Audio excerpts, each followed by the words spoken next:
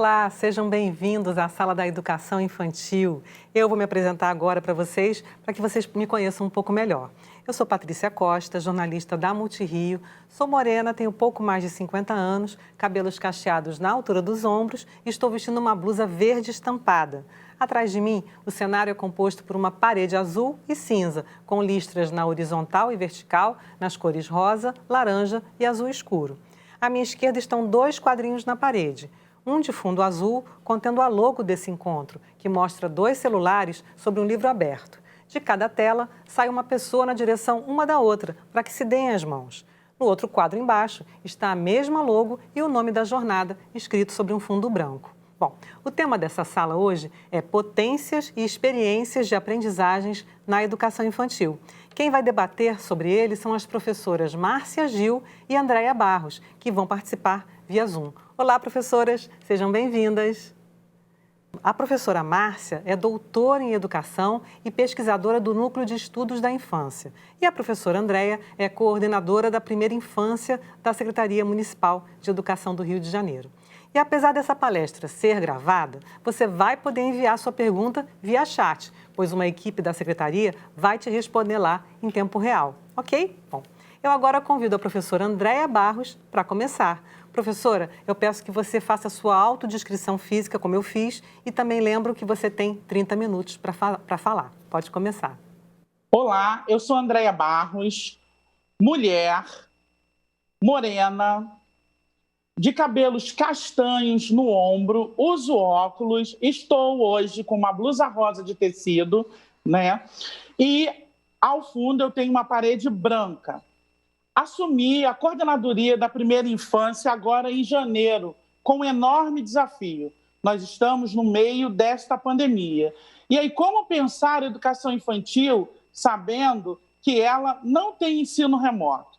Para isso, a coordenadoria da Primeira Infância tem pensado em materiais.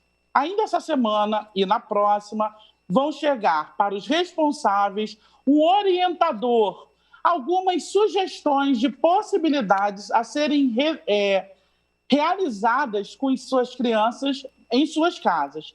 Também vão chegar nos e-mails das escolas um orientador também para as equipes, gestoras e todos os profissionais. Que possibilidades nós temos de fazer esse trabalho potencializando as vivências e as experiências das nossas crianças, fortalecendo os vínculos entre a escola e as famílias. A gente sabe que não vai ser fácil, nada é fácil, mas vocês podem contar com a coordenadoria nesta caminhada. Ainda também nós vamos voltar para o Rieduca TV, os programas num horário que vão ser divulgados, vai ter ampla divulgação dos horários com programação para as nossas crianças. Ainda também estão sendo construídos cadernos, um dedicado à modalidade creche e outro dedicado à modalidade pré-escola, para ser realizado na casa com as crianças. Fiquem tranquilos, esses cadernos foram pensados respeitando a base nacional, os direitos de aprendizagem e pensando no desenvolvimento da criança. Para tudo isso acontecer, nós precisamos de ter essa parceria com vocês. Nós vamos estabelecer um movimento de escuta através das coordenadorias regionais de educação. As gerências de educação vão ser nossas parceiras, nos estreitando os laços entre a coordenadoria e as escolas. Mas vocês também podem nos acessarem através das nossas redes sociais e também do e-mail da Coordenadoria da Primeira Infância, cgpi.sme@rioeduca.net. Estamos construindo uma proposta que traga, vocês para mais perto de nós. Inclusive, a discussão que aconteceu em setembro último, ela será retomada. Bem, falei um pouco do que a gente tem pensado para 2021. muitas outras coisas vão ser construídas. Mas agora eu queria que vocês ouvissem a professora Márcia, que vai falar sobre potências e experiências de aprendizagem na educação infantil. Vai ser um momento de muita aprendizagem para nós. E lembrem-se, não será fácil. Cada família tem um jeito particular, mas nós, junto a vocês, nas coordenadorias, nas escolas, todos os profissionais, poderemos fazer um trabalho diferenciado esse ano. A gente conta com vocês. Professora Márcia, boa palestra. Vamos deixar, então, a professora Márcia Gil, que também eu peço que se autodescreva antes de começar a sua fala, e lembrando que tem um pouco mais de meia hora, já que a professora Andréia não usou o tempo todo. Pode falar, professora. É um prazer estar aqui com vocês, vou fazer minha breve descrição, né? Então, eu tenho mais de 50 anos, tenho cabelos castanhos claros na altura dos ombros, uso óculos. Atrás de mim existe uma parede cinza e é possível observar um quadro que é uma foto do mar, que está ali do canto esquerdo da tela. Eu uso uma blusa que é de cor vinho, com algumas flores pequenininhas, cor de abóbora, e essa é mais ou menos a minha descrição, tá? E aí, para a gente começar a conversar, eu gosto muito de falar também de onde eu venho, né? Então, eu estou aqui hoje falando com vocês, e isso é um grande prazer, já que eu sou uma professora aposentada da rede, né? Então, assim, me aposentei recentemente, trabalhei na rede por 32 anos e tenho muito orgulho disso, e sei que muito do que eu sou tem a contribuição de todas as experiências que essa rede me proporcionou. E eu acho que isso é alguma coisa que todos vocês que estão aí agora ouvindo, todos os profissionais de educação infantil, os que já estão há mais tempo, os que chegaram recentemente, vão começar a perceber que é justamente nas creches, nos EDIs e nas escolas que nós construímos os nossos conhecimentos quando nós estamos em contato com as crianças, com as situações cotidianas e com os desafios que sempre vão aparecer. A gente vive um momento agora que é um momento extremamente desafiador. E esse momento requer, então, que a gente tenha um olhar um pouco mais específico, um pouco mais amplo, mas especialmente um momento que exige que estejamos todos juntos. Ninguém tem respostas mágicas, a gente não tem a receita do bolo, porque não existe um bolo só, são vários. Então, a gente não tem a pretensão de conversar com vocês hoje para dizer faça isso, faça aquilo. Essa não é a nossa ideia e a gente quer, de fato, dialogar para buscar caminhos e para buscar uma compreensão maior do momento em que nós vivemos. Eu estou aqui representando o meu grupo de pesquisa, que é o NEIP, Núcleo de Estudos da Infância, Pesquisa e Extensão, que é um grupo da UERJ, foi o grupo no qual eu fiz as minhas pesquisas de mestrado e de doutorado e do qual eu faço parte até hoje, várias pesquisas são feitas.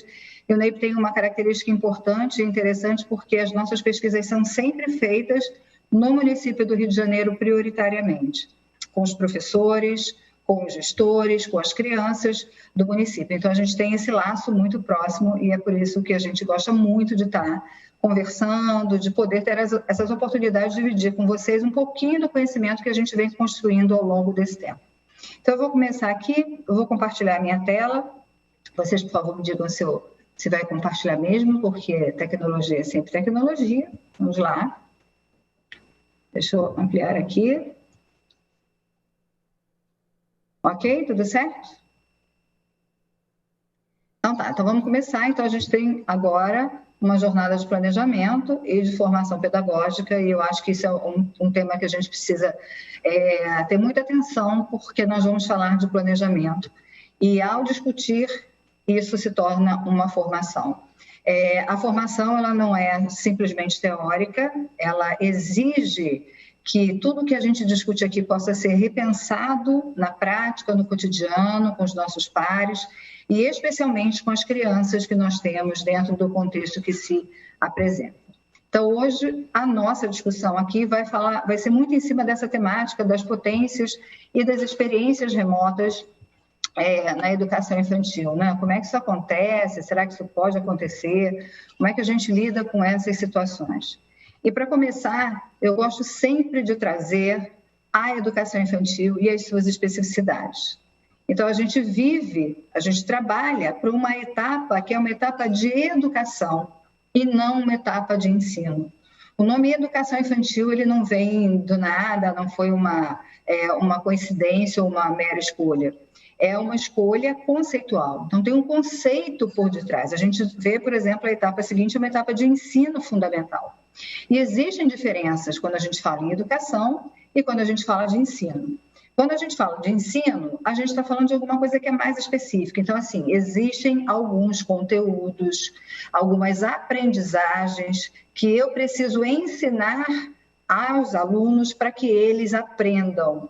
Então, eu tenho uma lista, uma possibilidade de coisas bastante determinadas que as crianças terão que aprender. E aí eu posso pensar em como eles farão, de que forma, a partir de que abordagens ou experiências, mas esse é o foco do ensino. Então, eu estou falando de alguma coisa que tem lá os seus objetivos propostos, determinados, para toda a ideia da escolaridade. Mas quando a gente fala de educação, e a gente fala de educação infantil, a gente está falando de algo que é muito mais amplo.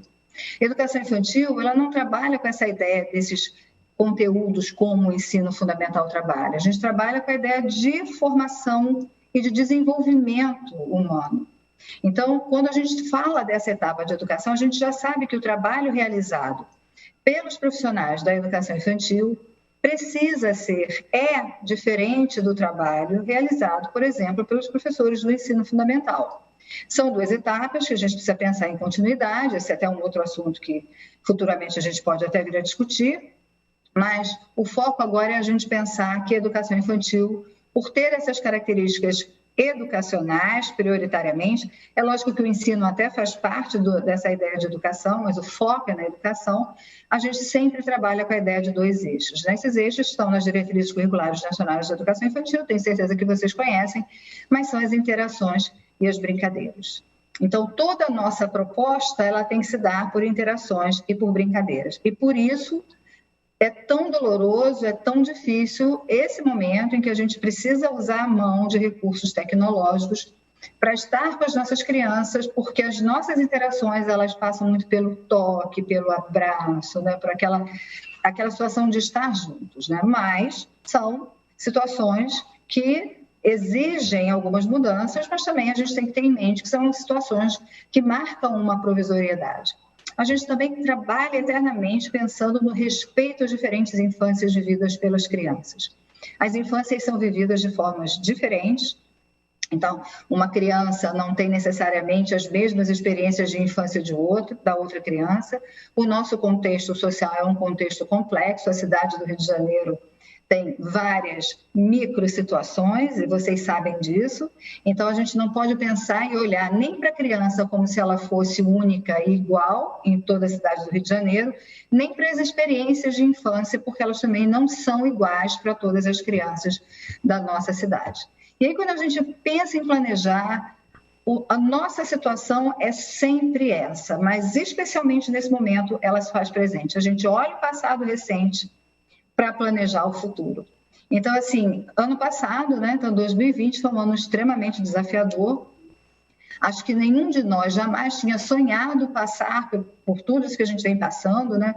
Nunca, em nenhuma hipótese, se pensou nas escolas sem atendimento presencial por tanto tempo quanto nós ficamos. Então, a gente tem algumas coisas que a gente aprendeu ao longo desse ano justamente para poder pensar e planejar o futuro. Porque a gente faz isso, quando a gente planeja, a gente está avaliando aquilo que a gente já fez e a gente começa um processo de organizar aquilo que a gente quer que aconteça, né? Então, todos vocês que estão aí, que viveram no ano passado essas situações, buscaram soluções que eram as possíveis naquele momento. Essas soluções foram ok, não foram, essas são avaliações que vocês vão ter que fazer. Olha, nós poderíamos ter feito de alguma forma, isso que a gente fez foi super legal e valeu super a pena, acho que é alguma coisa que a gente pode investir. Essa é uma questão bastante que precisa ser muito pensada por cada contexto, por cada instituição. E, como eu falei, a gente tem que considerar a provisoriedade desse momento que a gente vive hoje. Isso quer dizer o seguinte: vamos ter esperança de que em breve essa situação será revertida e nós vamos poder voltar às escolas, às creches, com as crianças, como nós fazíamos e sempre fizemos.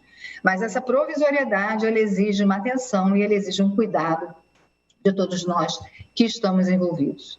E em 2020, nós aprendemos muitas coisas, né? Nós aprendemos, por exemplo, diferentes nomes, né? Nunca tínhamos ouvido falar de coronavírus, Covid, SARS-CoV-2, que é o nome do vírus, né? Imunidade de rebanho, tantas outras coisas, né? Se você puder, faz uma listinha aí do novo vocabulário que 2020 trouxe. Ao mesmo tempo, nós vivemos situações inusitadas, escolas fechadas, começamos a ter que lidar com essa coisa do distanciamento social, o uso de máscaras, coisas que não faziam parte do nosso repertório. Demandas desafiadoras.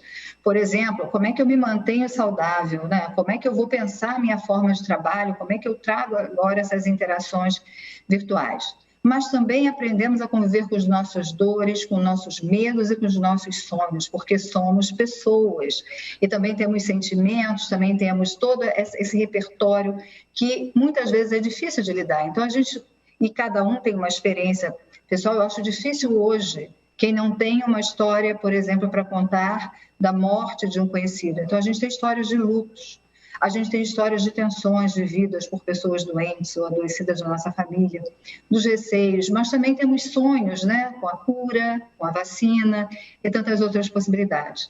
Então, todas essas situações, por mais que dolorosas, ou às vezes algumas delas até prazerosas, elas trouxeram para a gente novas experiências. E essas novas experiências nos trouxeram também novas aprendizagens. Então, quem nós somos hoje, com certeza, não é mais a pessoa que nós éramos no ano passado, no início de 2020. Nós nos transformamos muito a partir de todas essas situações. Mas olha só, não fomos só nós, fomos nós e também as crianças. Porque as crianças também estão vivendo esse mesmo repertório, passando pelas mesmas situações. E aí, cada uma a seu modo, cada uma dentro das suas possibilidades, cada um dentro da sua própria realidade. E aí, uma coisa que a gente precisa discutir bastante, o que é essa ideia de experiência, né? Nós temos vivido experiências diferentes.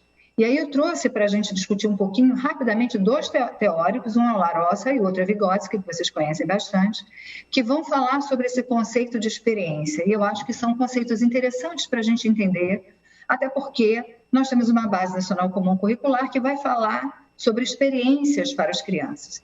Então, Larossa diz o seguinte: a experiência é o que nos passa, é o que nos acontece, é o que nos toca. Não é o que se passa, o que acontece ou o que toca. Então, ele está trazendo essa ideia de que experiência é algo que acontece com a gente. É aquilo que, de alguma forma, nos mobiliza. Isso é uma experiência. Então, é algo do campo do indivíduo. O indivíduo tem uma experiência. O que a gente pode pensar é o seguinte: uma mesma situação ofertada a todos pode trazer experiências diferentes para cada uma das pessoas envolvidas, ou pode nem ser sentido como uma experiência. Então, é importante a gente ter isso em mente, porque quando a gente trabalha com as crianças e a gente planeja algumas experiências para elas, essa ideia, até que ponto isso vai tocá-la, até que ponto isso vai realmente passar por ela vai interagir, é o que vai dar o tom da experiência. E Vygotsky, ele não usava muito essa palavra experiência, ele usava o termo vivência, mas ele vai dizer assim: olha, sempre lidamos com uma unidade indivisível das particularidades da personalidade e das particularidades da situação que está representada na vivência. Então, ele está trazendo essa ideia de que é particular. Existem essas particularidades quando nós falamos da experiência. E essa experiência que nós vivemos também se encaixa nessa mesma situação. Então, como foi a experiência do ano de 2020 para vocês? O que passou com vocês? O que aconteceu com vocês? E o que tocou vocês? Essa particularidade também está muito presente nas famílias e nas crianças. Mas se a gente está falando de experiência como um processo de aprendizagem, a gente também precisa definir um pouquinho o que é essa ideia de aprendizagem. Eu não quis trazer um conceito muito fechado, eu quis trazer uma visão ampla de aprendizagem, para a gente entender que toda aprendizagem é processo. E é um processo pelo qual as competências, as habilidades, conhecimentos, comportamentos e valores são construídos e reconstruídos como resultado de estudo, de experiência, de raciocínio, de observação. Então, veja só, a gente está falando de construção e de reconstrução, até porque uma vez a gente constrói uma aprendizagem, mas ela pode ser transformada e pode ser que eu precise reconstruí-la para poder entender um novo tempo, novos desafios, novas situações. Então, quando a gente vai relacionando experiências com aprendizagens, a gente entende que se a experiência é aquilo que toca e a aprendizagem é aquilo que eu construo, eu preciso ter uma relação muito íntima entre esses dois elementos que são fundamentais. E quando a gente fala de experiências e a gente fala das aprendizagens, entremeando todas essas situações, a gente tem as emoções, os sentimentos, a gente tem os afetos. Todos nós vivemos tudo isso ao mesmo tempo. As experiências vêm carregadas dessas emoções, que vão gerando sentimentos e que vão nos afetando de alguma forma. Então, eu trouxe aqui um pedacinho de uma fala do Vallon, em que ele diz assim: os primeiros sistemas de reação que se organizam sobre a influência do ambiente, as emoções, tendem a realizar, por meio de manifestações consoantes e contagiosas, uma fusão de sensibilidade entre o indivíduo e o seu entourage. Então, ele está falando dessa ideia de uma emoção que é contagiosa, e aí a gente espera que seja uma boa emoção a ser contagiosa, né? Nessa fusão da sensibilidade do indivíduo com quem está ao redor dele. Então, todas essas situações que a gente vive, que a gente experimenta com outras pessoas ao nosso redor, são justamente elas que vão trazendo para a gente essas nossas aprendizagens. Então, mesmo com as crianças distante fisicamente de nós nesse momento, toda essa ideia das emoções, dos afetos e dos sentimentos está presente o tempo inteiro. E quem são, então, esses nossos companheiros, né? Esse entourage que Vallon vinha falando, né? Então, a gente tem companheiros de antes e de agora. E esses companheiros de jornada são as crianças, as famílias, mas também a equipe de profissionais da creche, do EDI ou da escola onde você trabalha. Então, esses são os nossos companheiros, as crianças são as nossas companheiras, as famílias são nossas companheiras e os profissionais também são os nossos companheiros. Como é que a gente alcança esses companheiros de uma forma produtiva, de uma forma positiva? Então, as relações e os afetos são, sem dúvida, os principais ingredientes para que isso aconteça. As experiências remotas na educação infantil, então, são aquelas que vão envolver os afetos, aquelas que vão considerar e observar a reação das crianças e das suas famílias. Não dá para a gente pensar em nenhuma experiência remota com as crianças nos moldes, por exemplo, que o ensino fundamental faz. Porque nós temos que considerar as interações, nós temos que considerar as brincadeiras e nós temos que considerar os afetos. E a forma como a criança reage àquela nossa proposta e a forma como as famílias reagem a essa proposta também. A gente vai falar um pouquinho mais desses companheiros e eu vou começar falando da equipe de profissionais. Então, veja, você está aí na instituição em que você trabalha, possivelmente você está assistindo esse vídeo junto com outras pessoas também conectadas, né, para poder discutir um pouco o que está sendo falado, né? Então, o que vocês precisam fazer mesmo? Apostar na força do coletivo e apostar na solidariedade. É justamente no coletivo que a criatividade vai aflorar, que ela vai aumentar e que nós vamos poder fazer mais trocas. E isso é essencial. Somos todos desafiados e a gente precisa, então, criar novas possibilidades. E todo esse ato criativo, ele é muito potencializado quando eu estou com o outro, quando eu estou no coletivo, quando eu troco, quando eu falo com alguém. É um processo de transformação. E essa equipe de profissionais, ela é essencial porque ela tem o conhecimento do contexto. Que contexto é esse? Que instituição é essa? A quem ela atende? Quais são essas crianças? Como são essas famílias? E quem somos nós, essa equipe de profissionais? E, gente, por equipe de profissionais, vamos envolver todos aqueles que trabalham na unidade.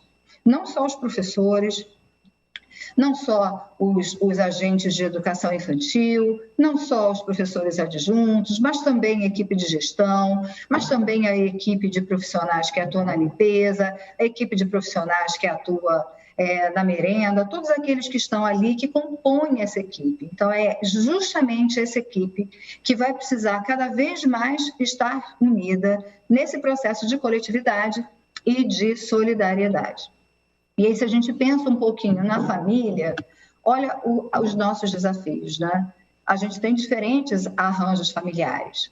E, às vezes, esses arranjos familiares não são arranjos simples, são arranjos complexos, que precisam ser respeitados. Então, as famílias, nem sempre a gente tem aquela família, né, do comercial da margarina, né, que é o pai, a mãe, a criança. Isso não é uma realidade para 100% das nossas famílias ou das crianças, ou mesmo, a gente não precisa ficar só no Rio de Janeiro, a gente pode até avançar, né? Então, as pesquisas do IBGE vêm mostrando, por exemplo, que muitas famílias são chefiadas só por mulheres, existem famílias que são só as avós, existem famílias que são famílias com pessoas que fazem parte da família de pessoas que são transgêneros. Então, a nossa diversidade está ali presente. Dentro desses arranjos, a gente precisa reconhecer que as famílias também têm limites e também têm impossibilidades, assim como nós. Mas o que a gente precisa fazer, então, é descobrir quais são essas possibilidades para poder valorizá-las. É valorizando essas possibilidades que a gente vai conseguir considerar as famílias e as crianças para um trabalho mais efetivo. E a gente, para isso, vai precisar ouvir sempre, sempre, com entrevistas, com encontros virtuais, com questionários. Eu vi um questionário de um EDI, foi o EDI Sarita Konder, os profissionais tentaram fazer entrevistas para ouvirem os pais, para saber o que funciona melhor, como é que a gente pode fazer isso, como é que as crianças estão reagindo a essa situação. Então, acho que isso é sempre muito importante. Não dá para a gente pensar num trabalho com as crianças se não ouvirmos as famílias. Até porque as diretrizes curriculares de educação infantil, esse é um documento de 2009, ele já falava o seguinte, a nossa ideia, a nossa responsabilidade enquanto educação infantil, enquanto profissionais de educação infantil. Então, nós temos que assumir a responsabilidade de compartilhar e complementar a educação e cuidado das crianças com as famílias. Então, isso já está posto na lei há muito tempo. E esse é o momento em que isso ficou mais do que claro, isso ficou uma necessidade cada vez mais marcada, cada vez mais premente. E é sempre bom a gente lembrar que nós somos escola, somos profissionais, mas nós também somos família. E nós sabemos, talvez muitos de vocês tenham vivido essa experiência de estar com as suas crianças em casa, e às vezes mais do que uma criança, tendo que trabalhar como professores, profissionais mesmo, né, colocando lá o seu trabalho, criando uma nova forma, uma nova possibilidade, mas ao mesmo tempo cuidando de casa, cuidando das crianças em casa, e às vezes não tinha espaço entre as crianças correrem, e a gente sabe as dificuldades que todos nós estamos passando.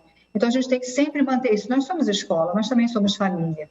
E também gostaríamos de ser ouvidos e também precisamos ouvir. Então, acho que essas ideias básicas nos ajudam a começar um planejamento do que fazer ao longo do ano de 2021.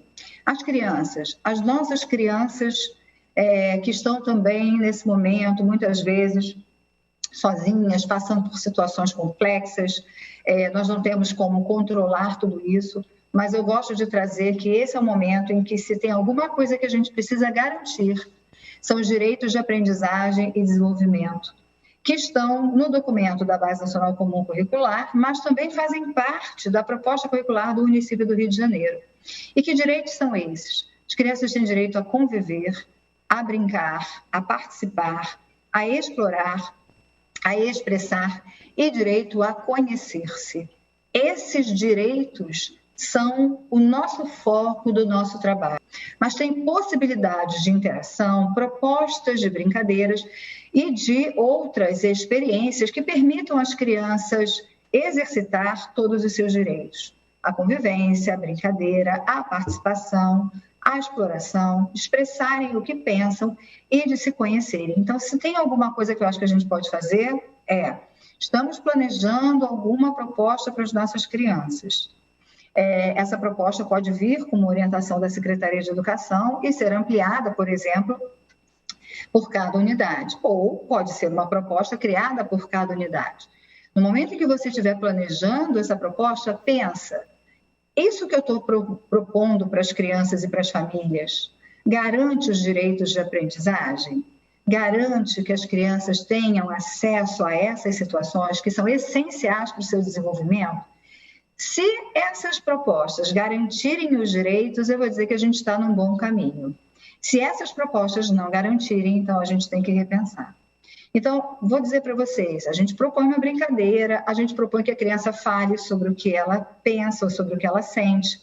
A gente propõe que ela participe com um jogo ou com alguma coisa que ela vai fazer em casa, que ela diga um pouquinho do que ela gosta e do que não gosta, que ela conviva com irmãos, com os animais de casa, que ela possa falar sobre isso, que ela possa explorar as coisas que ela tem em casa.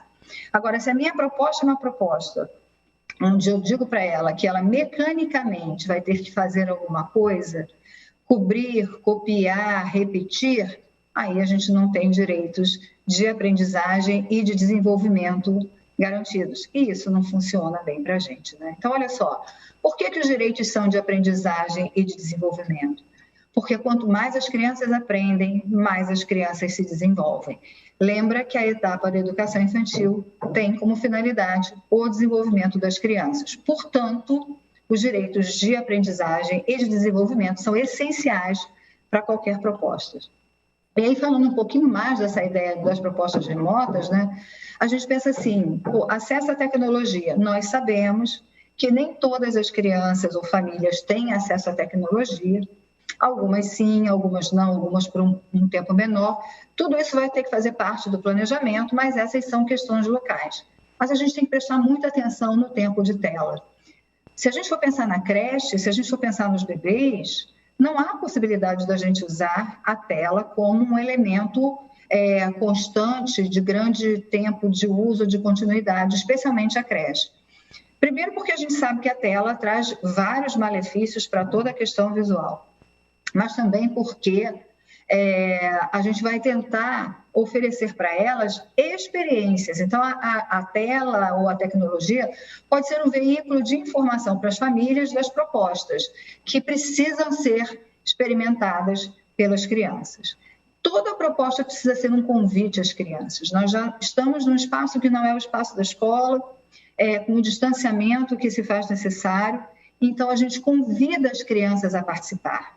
E todo convite é para uma coisa legal. Então, a gente sempre faz isso. Olha, que tal se nós fizéssemos isso hoje? Olha, a nossa proposta é que a gente faça, construa alguma coisa, e a gente pode usar material de sucata, seja o que for, mas sempre um convite. E existe uma coisa que eu venho discutindo, eu acho que é importante que a gente pense, que a gente precisa envolver as crianças de forma personalizada, mesclando com momentos coletivos. Deixa eu explicar mais ou menos o que eu estou querendo dizer aqui. Olha o que acontece, né? Ao longo desse ano, eu vi nas redes sociais vários professores que criaram situações maravilhosas, tá? De vídeos, de contação de história, de brincadeiras, de propostas, e essas propostas foram publicadas na rede. O que eu tenho contra isso? Nada, absolutamente nada. Mas isso é uma coisa que é coletiva, sabe? Então, extrapola a sua turma, extrapola as suas crianças, extrapola o seu grupamento. Então, isso pode acontecer, mas a criança precisa sentir em algum momento que aquilo ali foi para ela, foi feito especialmente para ela, como é uma experiência quando a gente está presencialmente com as crianças nos nossos espaços escolares. Então, quando a gente planeja para aquele nosso grupo de crianças. Então, é muito importante que essa ideia da valorização daquele grupo, daquelas crianças, dessa personalização possa estar presente. A criança precisa se sentir querida, valorizada, ela precisa se sentir reconhecida. E isso é extremamente importante. Ainda nessa discussão do que podem ser essas propostas remotas, é muito bom que a gente sempre associe os materiais concretos a jogos, e jogos, a gente tem tantas dificuldades, né? Mas às vezes pode ser um quebra-cabeça que seja montado com uma figura, até mesmo pela família, com a nossa orientação. os livros que estejam disponíveis, brinquedos, os materiais de papelaria, os materiais de sucata, e a gente tem que conhecer muito essa criança, essa família, para a gente poder associar a esses materiais. Isso tudo vai ajudando a dar uma concretude, a criar esse vínculo cada vez mais forte e vai permitindo que a criança entenda que realmente ela está dentro desse processo, que é um processo educacional, de constância, de continuidade. A gente precisa valorizar vínculos e afetos. Mesmo à distância, essas interações precisam valorizar os vínculos e a afetividade. E a criança vai se sentindo cada vez mais querida e acolhida quando nós mostramos que estamos conhecendo aquela criança cada vez mais. As preferências, o que ela gosta de fazer, o que ela não gosta, o tipo de história que ela gosta de ouvir e assim por diante. É muito importante que as propostas possibilitem a criação simbólica pelas crianças. O simbolismo é essencial. O simbolismo é um ato cognitivo. O ato simbólico é um ato cognitivo. E é um ato de aprendizagem e desenvolvimento. Então, as crianças precisam pensar, sonhar, transformar objetos, elas precisam, numa brincadeira em casa, pegar uma caneta e fazer de conta que ela é um avião. A gente precisa possibilitar essa ideia do simbolismo, porque isso é essencial para que as crianças não tenham nenhum tipo de prejuízo enquanto a gente está nesse processo de afastamento. Pense que quando as crianças estão conosco, olha como é que a gente faz. A gente conta história, a gente brinca de imaginar, a criança pode desenhar e ela conta aquelas histórias bem irreais, mas ela conta como se ela estivesse vivendo. Isso é super importante para o desenvolvimento da oralidade, para o desenvolvimento do raciocínio, para o desenvolvimento de uma forma geral. Então, vamos prestar atenção nessa situação. Vamos pensar em propostas que deixem as crianças desejosas para o próximo encontro, desejosas desse futuro. Então, a gente tem que explorar a continuidade das propostas. Muitas vezes a proposta é assim, fiz, acabou. Aí daqui a pouco vem uma outra que não tem nenhuma relação com aquela. Eu acho que a gente pode começar a explorar a continuidade das propostas. Talvez até mais com as turminhas das crianças da pré-escola, talvez já com o Maternal 2 a gente já consiga explorar bastante essa continuidade das propostas para a criança poder perceber esse caminhar e para que ela possa se engajar e desenvolver cada vez mais disso, né? Então, a nossa ideia é de criar vida, é de criar vivência, é de criar experiências, é de trazer para a criança alguma situação nova, diferente, colorida, favorável, porque a gente sabe que muitos dos contextos que essas crianças têm vivido têm sido contextos complexos. Então, a gente tem que pensar em o que fazer para criar essa vida, né? E a gente tem que, acima de tudo, ter respeito a essas diversas infâncias que fazem a história das nossas crianças. Então, respeitando, por isso essa ideia da personalização é tão importante. A gente precisa que esse momento traga depois boas memórias para as crianças. Que esses encontros possam ter essa possibilidade de construir essas boas memórias, tá? Boas memórias do que aconteceu. Mas como é que a gente vai fazer isso tudo, né? Então, eu vou chamar a atenção de algumas coisas que a gente vai precisar considerar. Vamos considerar as situações vividas pelas crianças. Por exemplo, além das situações socioeconômicas, que a gente sabe que tem sido experiências difíceis para muitas famílias, né? Existem a questão das perdas e existe a questão dos lutos. E se tem alguma coisa que eu acho que vai começar a aparecer muito nessas nossas trocas com as crianças e com as famílias, é a ideia da morte, é a ideia do luto, né? Do sentimento que vem da morte, da perda, do luto. E aí eu sempre me pergunto, a gente sabe falar de morte e não podemos esquecer alguma coisa que é fundamental. A escola pública é laica por lei, e uma escola pública laica, quando vai falar de morte, e é a escola que vai abordar esse assunto por interesse das crianças, ela tem que falar de morte como um processo biológico natural da própria vida. Todo ser vivo, ele vai nascer, ele vai crescer, ele vai passar por um processo de desenvolvimento, e um dia ele morre. E talvez a gente tenha que tratar dessa forma e evitar essas visões que estão mais associadas à religião. Mas a criança falou isso para mim. Ok, então se ela falou, ela falou. Foi ela quem disse. Mas eu não posso ser a porta-voz de alguma proposta, de alguma visão religiosa, porque nós temos crianças com diferentes crenças famílias com diferentes crenças que precisam ser respeitadas e que, por lei, têm que ser respeitadas.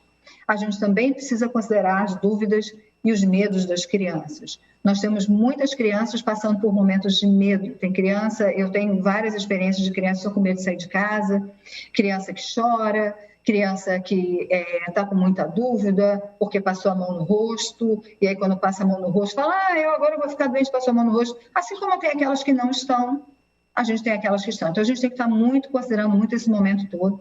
E isso significa que a gente precisa ter uma escuta sensível para as crianças, mas também para as suas famílias. As famílias são o nosso grande elo nesse momento. Então, a escuta sensível precisa ser estendida também às famílias. E aí, como é que a gente pode pensar em algumas coisas a partir do que eu coloquei aqui para vocês? A primeira coisa que a gente pode pensar é que essa aproximação virtual da equipe de profissionais, da creche, da escola, tem que ser sensível às demandas das crianças e das suas famílias.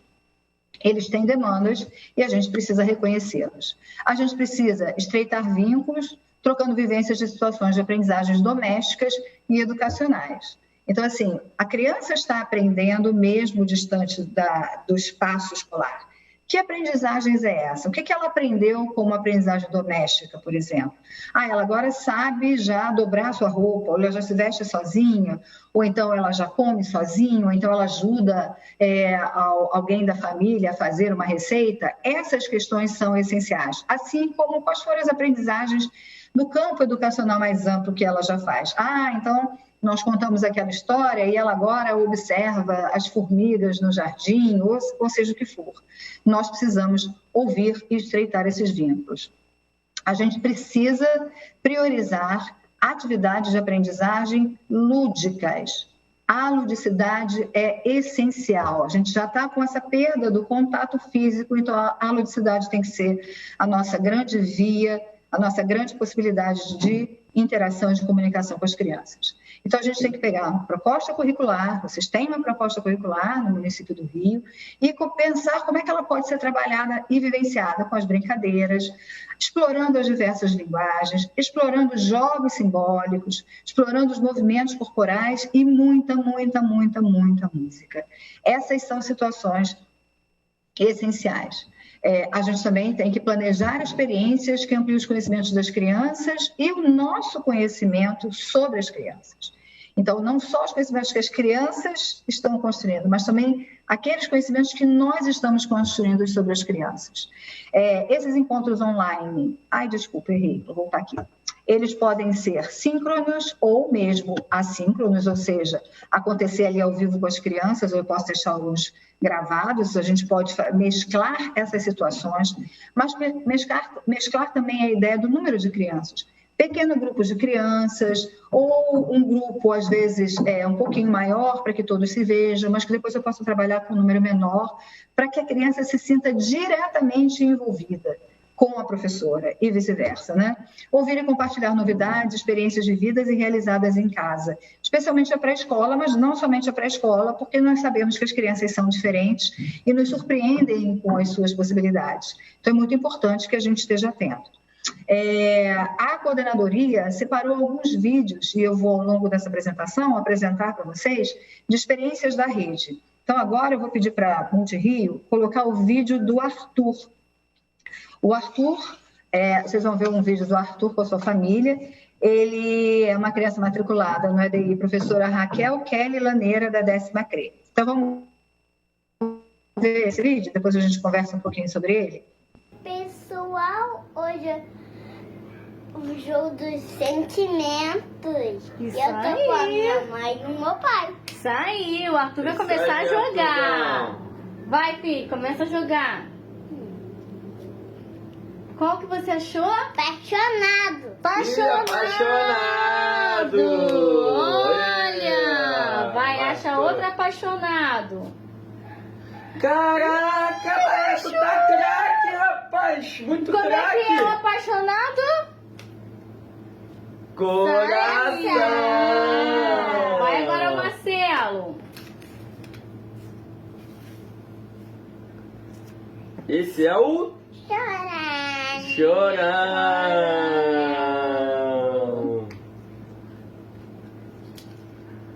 Achei o outro chorando! Minha vez! Vai, mãe. Eu achei o assustado! Será que eu acho também? Deixa eu ver se eu acho aqui. Só que tem um Que peninha! Vai! Uma graça esse vídeo, né, professora? Nossa, uma graça o vídeo, né? Então, ele mostra uma situação onde a família está lá e olha como é que a criança participa, olha como é que ela explora, ela está numa situação de brincadeira, olha como é que os direitos vão sendo colocados em prática, né? Estão ali garantidos para as crianças junto com as suas famílias. Mas a gente ainda pode continuar um pouquinho mais nesse ponto, tá? Então, por exemplo, valorizando tudo aquilo que seja inesperado. Às vezes a gente traz aquela proposta e na hora H a criança vai por um outro caminho, traz alguma coisa que a gente não pensou. Vamos valorizar essas riquezas que as crianças trazem para a gente, valorizar aquilo que é o inesperado, né? Estreitar esses laços com as famílias e com as crianças, rememorar ou apresentar os espaços da creche EDI para as crianças. Muitas crianças vão entrar na rede esse ano, né? E não conhecem nem exatamente o espaço. Então, acho que faz parte do nosso trabalho lembrar a sala ou apresentar a sala, apresentar os materiais, fazer um pequeno tour pela instituição, para que a criança possa relembrar, ou que ela possa conhecer, para que ela tenha o desejo de voltar, para que ela esteja ansiosa para esse retorno, para que ela entenda que aquele lugar é o lugar dela, ela tem uma relação de pertencimento com aquele espaço. Lembrando também, e também planejando possíveis brincadeiras, momentos de atividade de música, contação de histórias, que são possíveis de serem realizadas naqueles espaços. Também apoiando as famílias na ampliação do repertório de brincadeiras, exploração de movimentos do corpo, sugerindo atividades que possam ser realizadas com os irmãos de diferentes idades. Acho que alguma coisa que a gente pode explorar é a ideia de que muitas vezes a criança tem irmãos, envolver os irmãos nessa participação. Mas era só para o fulano e o irmão participou, que bom, a gente está garantindo uma interação ali entre as crianças, estão brincando, então vamos permitir que os irmãos tenham acesso, participem, se for o caso. E a gente tem que, fundamentalmente, respeitar a dinâmica, os arranjos e o cotidiano das famílias. A gente vai ver agora um outro vídeo nesse momento, que é o vídeo da Sofia. A Sofia está matriculada na Escola Municipal Madalena Tagliaferro, da 10ª CRE, e aí vou pedir para a Multirio soltar o vídeo para a gente assistir agora também. Sofia lavou a mão, goleira muito sabão. Criança agora limpe, não vai pegar vicinho não, vicinho não. É isso aí, lava a mão. Sofia lavou a mão, goleira muito sabão. Criança agora limpe, não vai pegar bichinho não, bichinho não. É isso aí, lava a mão. É isso aí, lavar a mão. Música é um parceirão da educação infantil, né, professora? Nossa, muito, Patrícia, muito. Você vê, então ela estava lá numa ação, participando, a criança estava ativa naquela ideia. Então, além dela cantar a música, ela está lá lavando as mãos, participando, explorando os movimentos. Então, é esse tipo de proposta que é simples e que a gente pode, de alguma forma, oferecer ou sugerir junto às crianças e às famílias. E por isso que a família é essencial. Esse diálogo, esse estreitamento de laços com a família, ele é essencial. Ele já era essencial antes, ele já estava previsto antes, mas neste momento ele é especial. Ele precisa acontecer mesmo. E aí, já caminhando aqui para terminar a minha fala, a gente precisa propor e produzir uma documentação pedagógica. Essa documentação pedagógica é algo que a educação infantil vem discutindo há muito tempo, né? O que é uma produção de documentação pedagógica, que é mais ou menos um registro de tudo aquilo que acontece, daquilo que a gente planejou, daquilo como aconteceu, de como a criança participou e, nesse caso, como as famílias participaram. A gente precisa produzir essa documentação pedagógica. Isso precisa ser proposto em parceria, inclusive, com as famílias, porque as famílias vão nos ajudar e serão essenciais para a produção dessa documentação pedagógica. E para que a gente vai fazer isso? para registrar a avaliação das crianças e das famílias com as propostas por nós apresentadas. Nós erramos, às vezes a gente pensa que a proposta ia ser super legal e não era assim, não foi assim que soa para as crianças. E essa avaliação é muito importante para a gente poder pensar o que fazer. Então, esse registro de todo esse caminhar, ele é muito importante, porque esse momento ele vai nos ensinar muitas coisas. Mas nós precisamos estar atentos para aprender. A gente precisa ter o registro dessas situações para que essas aprendizagens possam acontecer. A gente também vai registrar as aprendizagens das crianças e a forma de percebê-las. Como é que nós, professores, estamos percebendo o que as crianças aprenderam? Porque como há uma mudança na forma de interação, a gente tem também uma mudança na forma de observar ou de perceber como é que as crianças estão aprendendo. E a gente precisa relatar, porque todas essas possibilidades são extremamente ricas para o nosso conhecimento das crianças, para que a gente possa pensar em propostas que sejam ainda mais interessantes, né? E é importante também essa documentação pedagógica para que a gente possa trocar as experiências de avaliação entre os profissionais da unidade. Lembra que a gente falou lá no início da força da coletividade, da solidariedade? Pois é, isso tudo é extremamente importante. E, portanto, a gente tem que pensar de que forma a gente vai fazer isso. Então, fotos, relatos verbais, escritos, as próprias produções das crianças, que podem ser enviadas por pequenos vídeos ou por fotos, e ouvir as críticas das famílias. Se a criança não tem nenhum acesso à tecnologia, a gente vai tentar fazer isso de outra forma. Materiais impressos ou materiais de papelaria, alguma coisa que dê a possibilidade das crianças, neste período, manterem esse vínculo, não só com os profissionais ou com os professores, mas também com a escola, mas também com a creche, mas também com a instituição. E a gente precisa avaliar, gente, avaliar e replanejar sempre em equipe, sempre. Esse é o nosso momento. Quando a gente fala de planejamento, a gente está falando de avaliação, porque é justamente a avaliação que vai me permitir replanejar e planejar de forma a atender melhor as nossas crianças e nossas famílias. Você está falando, mas o titular é potência, você nem falou de potência, pois é, eu deixei para falar de potências no final. Porque todo esse momento, por mais desafiador e por mais difícil que ele seja, ele trouxe para a gente algumas potências. E uma delas é justamente isso que eu já venho falando, o estreitamento dos laços entre a escola e a família, o maior envolvimento das famílias na educação e no cuidado das crianças. Então, a gente percebe esse maior envolvimento de algumas famílias e você está pensando, mas não são todas. Não, gente, não são todas. Mas acho que já estão nesse processo, já estão num momento que isso já é um ganho muito grande. E a gente pode começar a tentar fazer a mesma coisa com outras famílias, né? A gente tem, assim, um olhar privilegiado para o papel social da escola, né? A escola é olhada de uma outra forma, a escola é desejada de outra forma, porque a escola tem uma função social muito importante. A função social da escola, especialmente da educação infantil, está muito para além dessa ideia de aprendizagens, conteúdos ou dar diplomas. A função social da escola é justamente essa, da socialização, das trocas, das culturas, das aprendizagens que nós fazemos uns com os outros, né? Esse portfólio e essas experiências todas vão nos permitir um mergulho na vida das crianças. A gente tem agora a oportunidade de conhecer a vida das crianças como nós nunca conhecemos antes. Nunca nos foi dada essa possibilidade que agora tem. Isso é uma grande potência. E isso nos faz nos inundar de infância. Nós que somos profissionais, que lidamos com as infâncias e com as crianças, precisamos nos inundar da infância. E eu trago aqui para vocês agora uma produção do Mia Couto, que eu amo, tá? Que se chama Inundar de Infância. A poesia dele diz assim: hoje acordei sem dia, a casa sem lar, a cama sem leito. Hoje acordei sem mim. Saí à rua para me deixar possuir pela simples leveza de existir.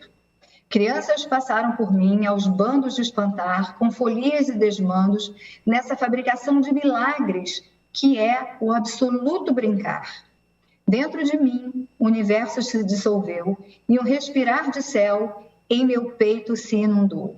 Seria a vida? Seria o tempo sem nostalgia? Ou seria apenas a poesia? Sei que havia um fluir de rio lavando antiquíssimas dores, e do cristal de tristeza que antes me negava o ar, desse nó de vazio, voltou a nascer o mar. E é esse o meu desejo para todos nós, que a gente possa nos inundar de infâncias, que a gente possa trazer as brincadeiras para a vida das crianças, mas também para as nossas vidas, que a gente possa, então, ultrapassar esse tempo e viver uma nova experiência com esperança de que dias melhores virão. E aí eu vou terminar a minha fala por aqui, agradecendo muito a oportunidade de estar aqui conversando com vocês. Eu deixo aqui os endereços do NEIP, caso vocês queiram acessar, a gente já tem alguns materiais publicados, nós fazemos algumas lives.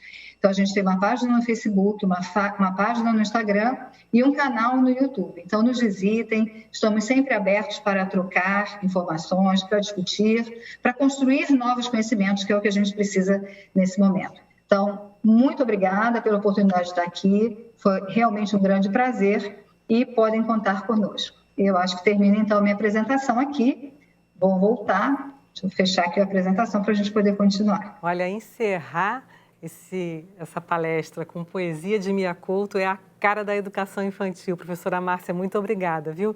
E agora eu convido a professora Andréia Barros para retornar e fazer suas considerações finais. Professora. Gente, que palestra potente, né? Realmente o nome disse tudo. E aí, pensando no que a professora Márcia falou, sobre infâncias, né, são vividas de formas diferenciadas, eu lembro, como falei no início, dos materiais que vão chegar impressos para as nossas crianças. Nesses cadernos, né, que vão chegar tanto para a creche como para a pré-escola, a coordenadoria privilegiou isso. Valorizar as experiências trocadas entre os irmãos, entre as famílias, tendo os profissionais da unidade escolar onde essa criança está devidamente matriculada como ponte e apoio nessa troca. Pensando também em que todas as propostas deverão ser potencializadas e olhadas cuidadosamente. Cada unidade escolar deve olhar a sua especificidade.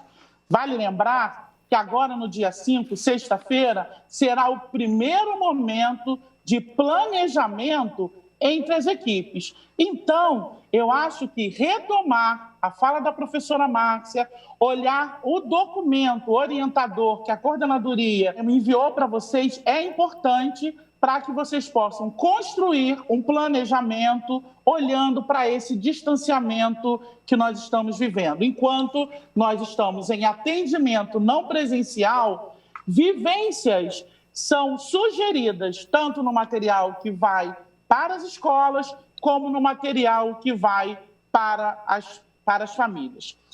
Outra questão é que a professora Márcia falou, é a força do coletivo. Por isso, a coordenadoria está pensando na questão da escuta, né? Nós estamos pensando em fazer um canal de escuta do campo para, junto às CREs, a gente ir discutindo e construir coletivamente com sentido, não só para essa coordenadoria, mas para todas as CREs e para todas as unidades escolares, esse planejamento, esse plano de ação da coordenadoria da primeira infância. Nós queremos, junto a vocês, fazer um plano que faça sentido para as famílias. Lembrando que a fala de vocês é importante, né? Lembrando que não vai ser fácil, o estreitamento com as famílias é algo que a gente vem buscando há muitos anos, mas que vocês podem contar conosco. Vai ter o Reeduca na TV, os materiais, o aplicativo, tudo isso divulgado amplamente, não só nas redes da CGPI, né, da Coordenadoria da Primeira Infância, mas também nas redes da própria Prefeitura e da Secretaria Municipal de Educação. Muito obrigado, professora Márcia, pela sua presença e nós nos vemos em breve. Obrigada, professora Andréia, pela sua fala. Obrigada, professora Márcia, pela palestra. Bom, o nosso encontro chegou ao fim. Eu agradeço a vocês, professoras, pela ótima conversa e também agradeço a nossa intérprete de Libras, Jéssica Terra. E eu espero que vocês tenham gostado dessa conversa aqui, para poder ter uma volta ao trabalho pedagógico na educação infantil com maior qualidade. Agora é hora de vocês voltarem lá para a live da jornada, né? A gente vai abordar o protocolo da Covid-19 para o retorno das aulas, um tema super importante. Acesse o link da live que está na descrição desse vídeo aqui embaixo, que a Rosângela Coelho, nossa apresentadora, está lá te aguardando, ok? Tchau!